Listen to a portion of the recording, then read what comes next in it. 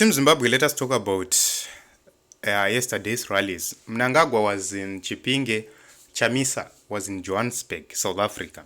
And they both launched their rallies for the 2023 campaigns. Advocate Nelson Chamisa says he's going to be launching the manifesto very soon. He's going to be launching the 2023 elections manifesto very soon. President Mnangagwa launched his campaign and promised to launch also his manifesto as well. So we have not seen anything new from that manifesto, but let us take a look on these pictures, key pictures. These are the people who were in Johannesburg, South Africa yesterday.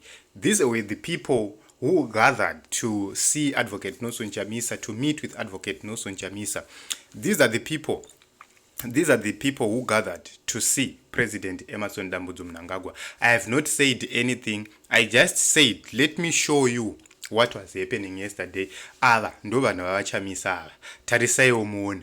Maoko mudenga, zvigunwe mudenga, masmairi chete, mafesi acho akapembenuka, mufaro yaka. Unongozvionawo wega kuti aiwa, chitarisai panapa, kutarisa pasi, kusuruvara, kunge vanhu vari parufu. Nedzoi, nematambudziko hamawe. Aonekwa, ZANU yafa vedu taimboti.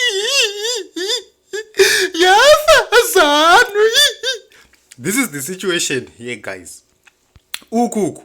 Makorokoto ze edutese mwanaiko New Great Zimbabwe. Yeah! Murukuzvona medzi dzacho, guys. So isusu tiri kuti kwedu isusu kwakarongeka. 23 August mwana wese kubasa. 23 August mwana wese enda unoisa voti yako pana Advocate Nelson Chamisa. Wenda unoisa tsepetu pana MP wavo. Wenda unoti tsepetu pana kansela wavo. Wagadzira bande. Sekutaura kwatinogara tichita chiti kansela ndiye ane vanhu, president ndiye ane nyika, MP ndiye mtumwa pakati apa. Zvinhu zvedu zvobva zvatanga kurongeka. Tobva tachitanga kuvaka nyika yedu. Ideas are there. Solutions are there. What is left is power and authority. That is what we need to give to President Nelson Chamisa and his team come 23 August. So don't be left out. Do your part. Make sure that you talk to your parents, they vote for Advocate Nelson Chamisa. You talk to your relatives, they vote for Advocate Nelson Chamisa. More importantly, if you're in diaspora and you can't come and vote, please adopt a polling station. Just visit citizenagents.org and you'll be able to donate to a polling station of your choice. Any amount. No amount is too big, no amount is too small. Every dollar counts. So this is it, Team Zimbabwe. Let us support this election. You can also be an agent, polling agent iwewe, ku constituency yako, ku ward yako, pa polling station ya unongochida iwewe. You can go and be a polling agent. Zvinhu zvakutorongeka, zvinhu zvakutotanga kufamba. Remember, we also need a lot of campaign materials. So if you can donate, please get in touch with your councillor, get in touch with your MP, donate something, do something, then zvinhu zvedu zvakutofamba zvakarongeka. This time Advocate Nelson Chamisa is getting right into the state house. Iwo uri kusarirei mwana weZimbabwe? Tiri kuti wauya mukana wekuti munhu wese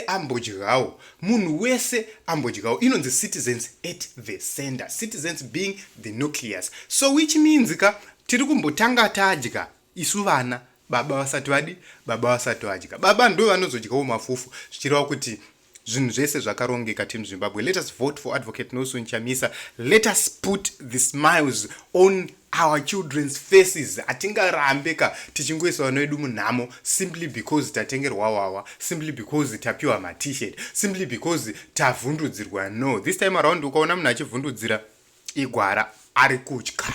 So zvinonzi muvhimi usaisa munyu pai muhomwe.